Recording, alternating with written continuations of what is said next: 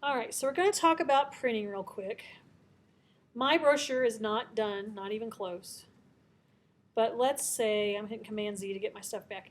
But let's say, get rid of a few things here. Let's say this is ready to print. First things first, double check and make sure I zoomed out. Double check and make sure you don't have a 6th page floating down at the bottom. He could give you problems, okay? He'll end up printing. So if you have a 6th page at the bottom, go to your Pages panel and get rid of him. If he doesn't disappear, that's because you might have some extra returns on that 5th page and it's forcing text into that next page. So if you go to delete it and it doesn't delete, then you need to go in there, investigate, see if there's extra just regular returns in there and delete those returns, then delete the page. Okay, so I'm ready to print this thing too. Now this is something we're going to print to the middle room. Even if the printers are working in the open lab, it's a little harder to set this up because we're doing 12 inches by 18 inches paper.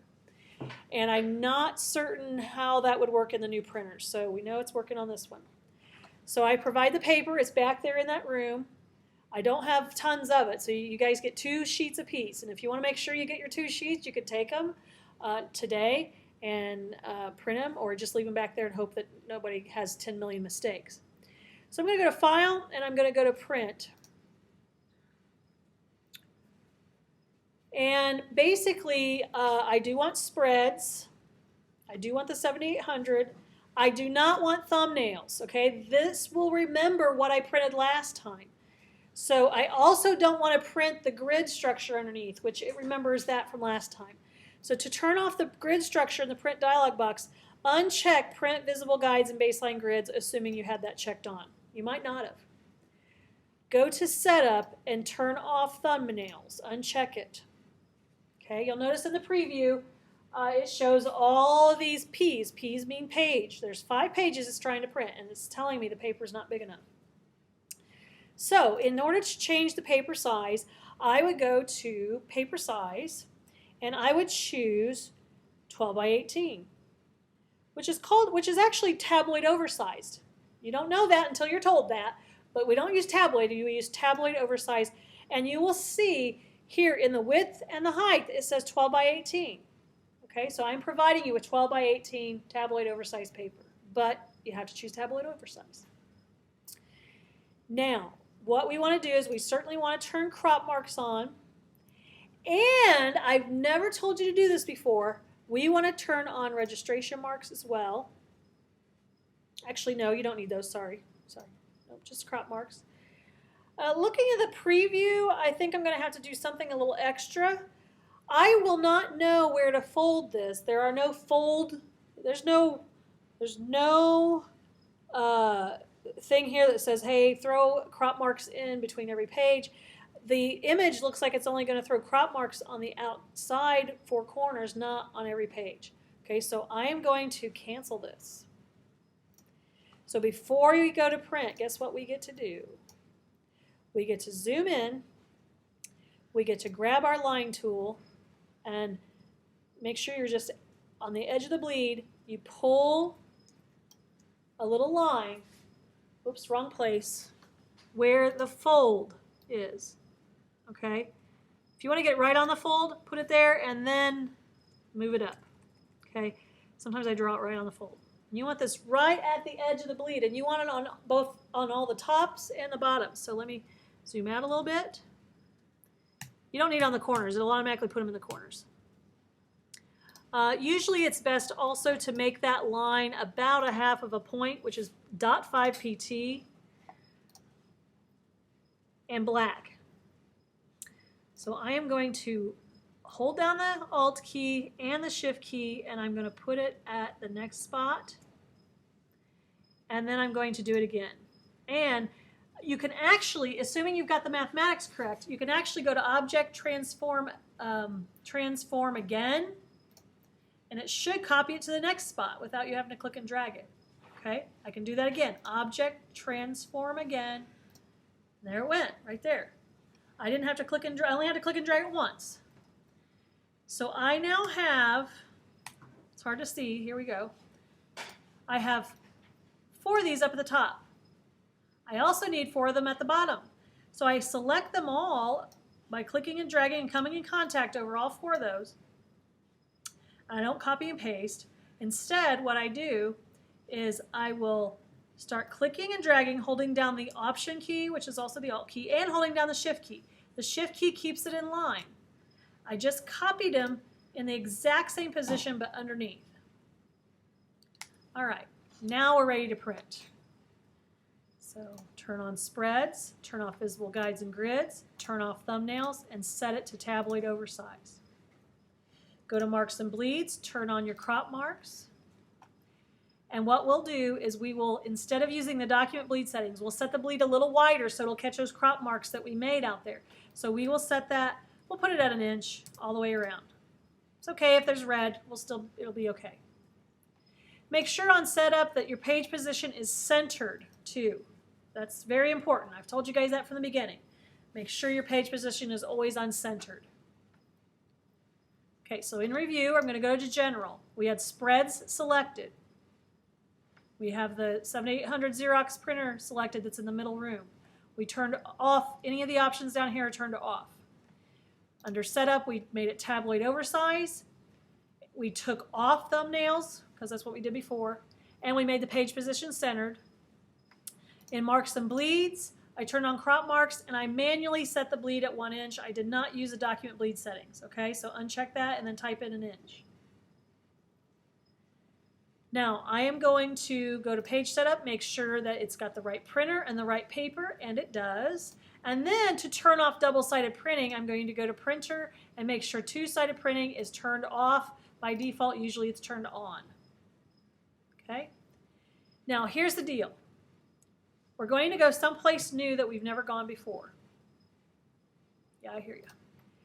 We are going to click on the Show Details button, and we're going to specify that we are printing on a heavyweight cardstock because that's what I provided to you. Yes, yes, I hear you. So to change it to heavyweight cardstock, excuse me, again, we had to show the details so we could see. And then where it says layout, I click on that and I go to paper, no, I go to Xerox features, sorry. Xerox features, it's the last item down. And here is a new window that comes up. We have one-sided printing, that's good. But here where it says paper, white, printer default type of paper, we do not want the printer default type of paper. So I click on this arrow to the side and I go other type. I choose heavyweight cardstock from this list. If you do not choose this, God, it keeps on criping at me. If you do not choose heavyweight cardstock, it will not print. It will tell you resources are required, it will charge you money for it, and nothing will come out. Okay? So if you miss one thing on this print demonstration, and these printing instructions, it will tell you resources required, resources required. No one can print because your stuff it's bottlenecking. Everybody else's stuff is behind you. Nobody can print until we cancel your job that you paid for that you'll never get. That's user error. That is not something that you can go to the bursar's office and get refunded for. So be very careful. Heavyweight cardstock is what we're printing on. Well, that's why I have a recording. I'm doing a recording on this. I'm going to hit print now because I have everything correctly set. And it's telling me there's some problem with the font. Normally it would not say that, but right now this is a demo. I'm just going to hit OK. It also it's telling me this is not OK, saying some links are missing or modified. But for now, I'm just going to hit OK. Normally we would not. And then it's going to ask me to clear. It's going to say, hey, how much money it's costing, and I got to hit OK on that before I run back to the printer. Now you all will need to get up out of your chairs and go back to the printer with me because we also have to set the printer up properly. So once I hit OK here to release this job, you guys will need to get up and follow me up back there so you can see what it is we have to do. All right, so everybody come on back. There's a lot of steps to this, unfortunately, but that's just the way of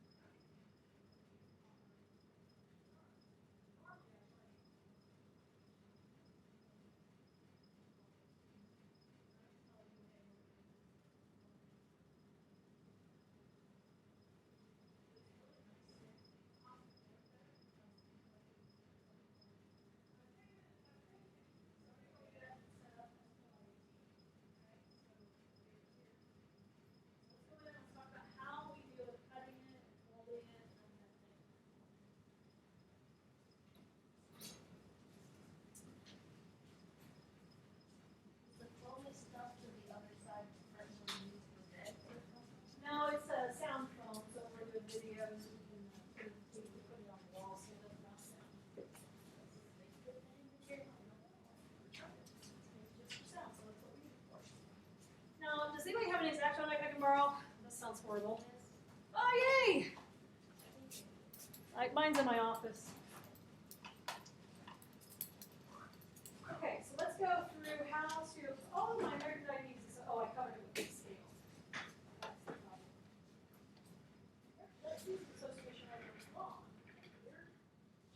Okay, the first thing we are going to do here is you actually fold first and cut last. It totally goes against your grain. Usually I'll use a butter knife or an empty ink pen.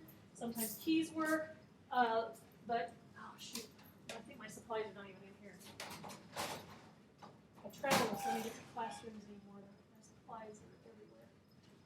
There's also a thing called a bone folder. Aha, there's a bone folder. And it's made from real bone. You can buy plastic ones. But I oftentimes will use an empty big pen or empty ink pen for this. So the first thing we do is we score the folds. So you line your ruler up to the lines that you created. It will not put lines in there for you.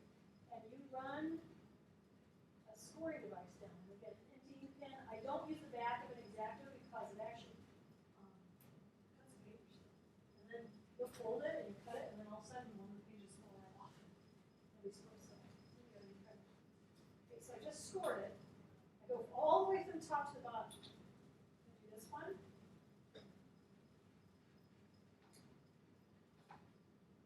This one. I'll put this. I'm not going to do too heavy across the typography because it might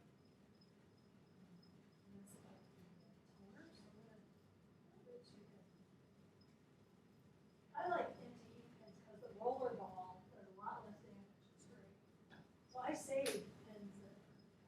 So make sure that Keys won't cut the paper then. well, they won't cut it, but the thing, oh, the key's right there. The thing about the key, this tapers and comes to kind of a point, whereas the key is kind of a flat thing, so you're not sure exactly where you're hitting. So that's kind of a nicer thing when you have something that comes to a point. The empty big pen is nice too. So, Made of bone with plastic. yes. Exactly. Okay, now when it comes time to fold, you don't even have to think about it, hardly, versus free paper. It will automatically know where to fold, and it will fold beautifully. It won't be all puckery. If you guys don't score before you fold, the fold looks all puckery and really unprofessional. So I'm not sure how you're going to fold yours, if you're going to do yours a gate fold, or an accordion fold, or a roll fold. Roll fold, just keep on rolling. The example provided, I believe, is accordion fold. So I'll just do accordion fold real quick. You don't have to do an accordion fold if you have some other way that makes sense. Ooh, the one I didn't score very well, it's folding not very beautifully.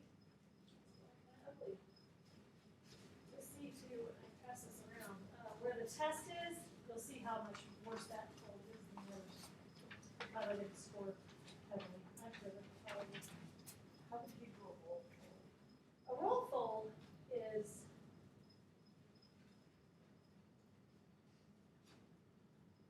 these are also great for pressing down and making sure the fold is real nice and high too.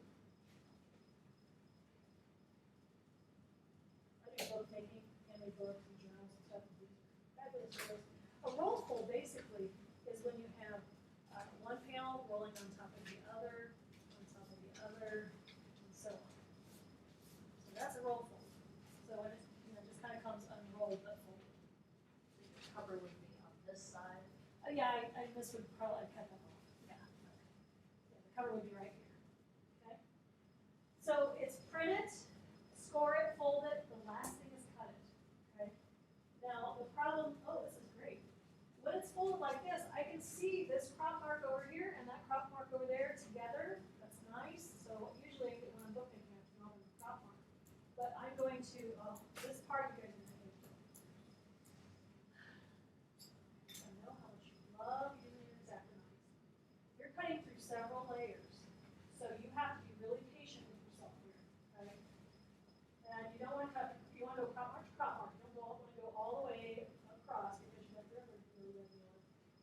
But what you have to do here is carefully, slowly go across the top, and you want to do this several times, not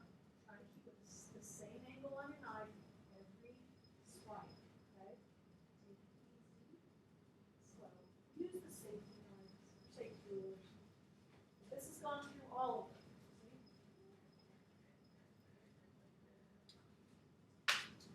Do the top one, now go to the bottom. And I always make it look really easy, and you guys will do it, and it'll look like a chainsaw to it, and I'll be like, oh no, honey, that's not the way. But you just, again, top mark, firm pressure, but not like trying, you can't cut through all these at one time and have it go well for you. So just take it easy. Swipes of an eye. Top mark. So you know it's all the way through. Okay? And then the cool thing about this, I don't want to cut these folds. So I will unfold it briefly to go ahead and cut from crop mark to crop mark for front cover.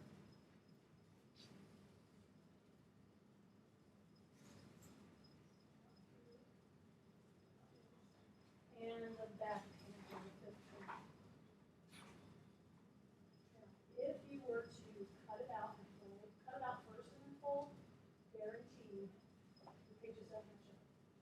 It's a phenomenon. That's called being completely exact. It's hard to do. This is why I fold first. Now I have a nice brochure that looks like a legitimate thing. Don't have my back one done yet. It works.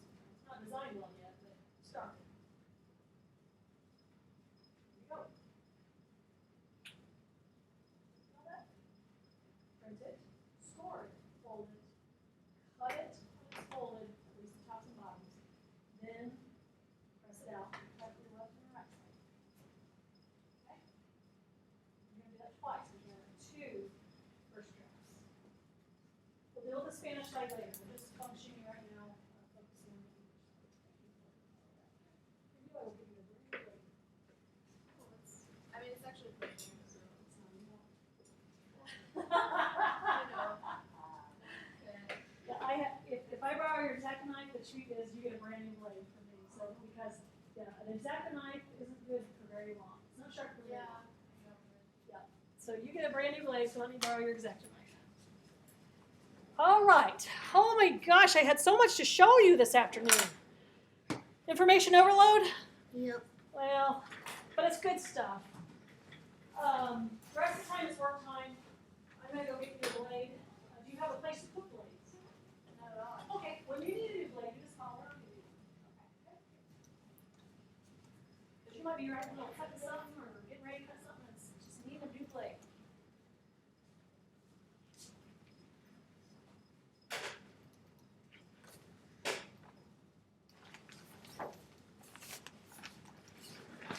Oh, there is one more thing I need to share with you guys. One more thing, because I know many of you need this. It's called a text wrap. Let's say I wanted, whoops, let me get to InDesign here. I'm not recording this. I have this somewhere on my YouTube channel, but I'm not recording this because it's actually fairly simple, but I know there's a lot for you to remember, so it's not as simple as maybe it seems. Let's say I wanted to move the scale over and I wanted this text right here to wrap around that scale instead of going over it. I think we've covered this maybe once, but I'm going to do it one more time. I select the image, and then I go to Window and Text Wrap. And I tell it to wrap around the object. Right now it's wrapping around, it's wrapping around the object. And you can tell it how much you want to wrap around the object. You can also tell it to detect the edges. It's not really detecting the edges very well. So I need to, where it says wrap options, wrap to both left and right sides, let's tell it to detect the edges. Oops, maybe it's contour. Yeah, contour options, detect the edges. And it will wrap better. Whoops, detect edges, please. There we go. Now it found an edge, it put a blue line on it, and it's wrapping around that edge. I usually put a 1 pica, always a 1 pica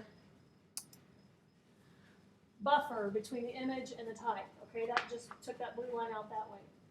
Now, the only problem here is I want the type for the weights to go on top of this, and it disappeared because the text wrap made it run away.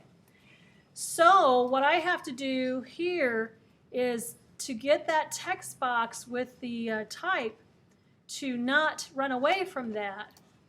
First, I got to find the text box. There it is, I believe. Let me move this so I can find that text box. Okay.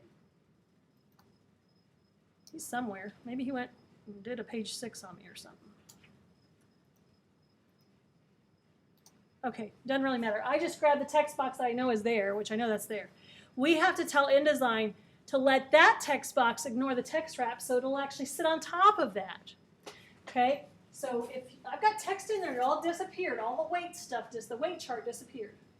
Because this is a big enough image that it choked it right out of there. It's wrapping around there. So I click on the text box that has that in there, and I go to Object, Text Frame Options. We've been there before, the Command B for borders. And I tell this, and it's a very small, this is minutia here, right there, that real quiet guy right there, ignore the text wrap.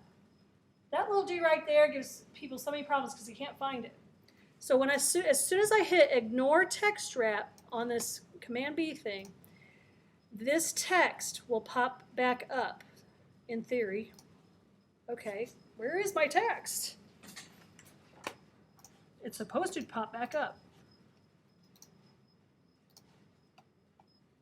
Let's try that again. Okay. How curious is this? Where did it go? Object, arrange, bring to front. Well, this is very curious. Let me try and get the weight chart back up. Okay, here it is. Object, text frame option, ignore the text wrap. Well, it's supposed to work and it's not. How fabulous is that? So my InDesign is a little glitchy. It's worked for me a million times over prior to today, but it's not working today. So that is not good. Now, if I bring them down here, you'll actually be able to see stuff coming back. So I am really curious about that one. On your computer, it will probably work. On mine, it's not. Oh, now it's working. Oh, no, it's not. But yeah, if you want, like, let's say if I brought this over here to the American Diabetes. Oops, wrong one. See if I can get it to work at all. Okay, that text is wrapping. Let me click on this and go to Object, Text Frame Options, ignore the text wrap. Okay, it is working on that. I don't know why it's not working on the other one. Go figure, who knows? But you can tell some type to wrap around the text and the other to ignore the text wrap is the point. And I'm not sure why it's not working. It usually works, but it didn't work over there, but it worked over there. All right, so I know some of you are planning on having images right next to your text, and you want to have it wrap around there. Again, that is going to Window, bringing up your text wrap panel. Click on the circular, the third one, the circle, and then here where it says Contour Options, tell it to detect the edges of the image. If you don't detect the edges of the image, it will just wrap around the square that the image is put in. So always tell it to detect the edges and put a 1 pica padding on it. 1 pica is equal to 0.1667 of an inch. I'm in inches right now. Okay, rest time is work time.